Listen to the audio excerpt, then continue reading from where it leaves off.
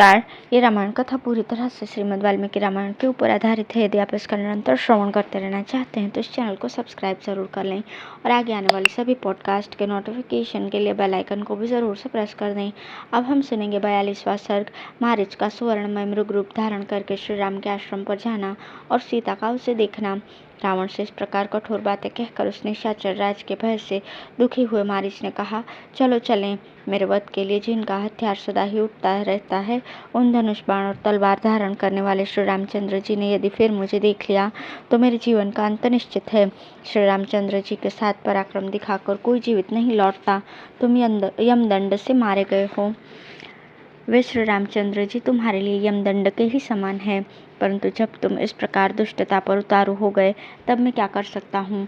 लो ये मैं चलता हूँ, तुम्हारा कल्याण हो। मारीच के उस वचन से राक्षस रावण को बड़ी प्रसन्नता हुई। उसने उसे कसकर हृदय से लगा लिया और इस प्रकार कहा, यह तुमने वीरता की बात कही है, क्योंकि अब तुम मेरी इच्छा के वशवर्ती हो गए हो। इस समय तुम वास्तव में मारीच हो। पहले तुम में किसी दूसरे असुर का आवेश हो गया था। यह रत्नों से विभूषित मेरा आकाशगामी रथ सज्ज है। इसमें पिशाचों के मुख वाले गधे जुते हुए हैं। इस पर मेरे साथ जल्दी से बैठ जाओ। विदेह कुमारी सीता के मन में अपने लिए लोभ उत्पन्न कर दो। उसे लुभाकर तुम जहाँ जा सकते हो। आश्रम सूना हो जाने पर मैं मिथिलेश कुमारी सीता को बलात् उठा लाऊंगा।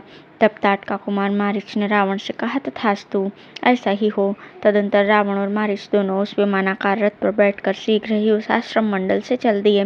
मार्ग में पहले की ही भांति अनेक पत्तनों, वनों, पर्वतों, समस्त नदियों, राष्ट्रों तथा नगरों को देखते हुए दोनों ने दंडकारण्य में प्रवेश किया और वहां मारीच सहित असुरराज रावण ने श्री रामचंद्र जी का आश्रम देखा।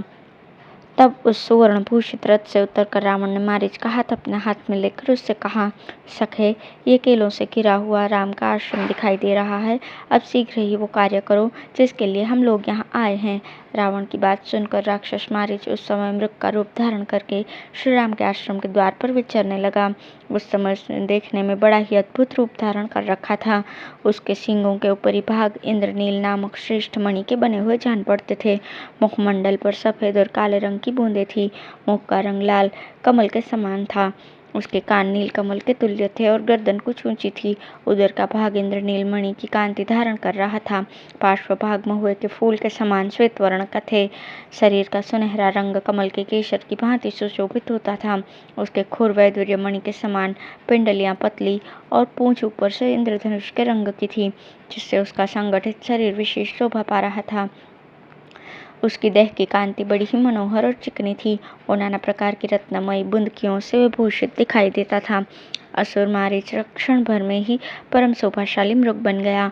सीता को लुभाने के लिए विविध धातुओं से चित्रित मनोहर एवं दर्शनीय रूप बनाकर वो निशाचर उस रमणीय वन तथा श्री राम के उस आश्रम को प्रकाशित करता हुआ सब और उत्तम घासों को चरने और विचरने लगा। सैकड़ों रजतमय बिंदुओं से युक्त विचित्र रूप धारण करके वो मृग बड़ा ही प्रिय दिखाई देता था। वह वृक्षों के कोमल पल्लवों को खाता हुआ इधर उधर विचरने लगा। केले के बाग में जाकर वो कनेरों के कुंज में जा पहुंचा। फिर जहां सीता की दृष्टि पड़ सके ऐसे स्थान में जाकर मंदगति का आश्रय लेकर इधर उधर घूमने लगा। उसका पृष्ठभाग कमल के केसर की भांति सुनहरे रंग का होने के कारण विचित्र दिखाई देता था। इससे उस महान मृग की बड़ी शोभा हो रही थी। श्री रामचंद्र जी के आश्रम के निकट ही वो अपनी मौज से घूम रहा था। वह श्रेष्ठ मृग कुछ दूर जाकर फिर लौट आता था और वहीं घूमने लगता था। 2 घड़ी के लिए कहीं चला जाता और फिर बड़ी उतावली के साथ लौट आता था। वो कहीं खेलता कूदता और पुनः भूमि पर ही बैठ जाता था। फिर आश्रम के द्वार पर आकर मृगों के झुंड के पीछे पीछे चल देता। तत्पश्चात झुंड के झुंड मृगों को साथ लिए फिर लौट आता था। उस मृग रूपधारी राक्षस के मन में केवल यह अभिलाषा थी कि किसी प्रकार सीता की दृष्टि मुझ पर पड़ जाए। सीता के समीप आते समय वो विचित्र मंडल दिखाता हुआ चारों ओर चक्कर लगाता था। उस वन में विचरने वाले जो दूसरे मृग थे वे सब उसे देखकर पास आते और उसे सूंघकर 200 दिशाओं में भाग जाते थे। राक्षस मारीच यद्यपि मृगों के वध में ही तत्पर रहता था, तथापि उस समय अपने भाव को छिपाने के लिए उन वन्य मृगों का स्पर्श करके भी उन्हें खाता नहीं था।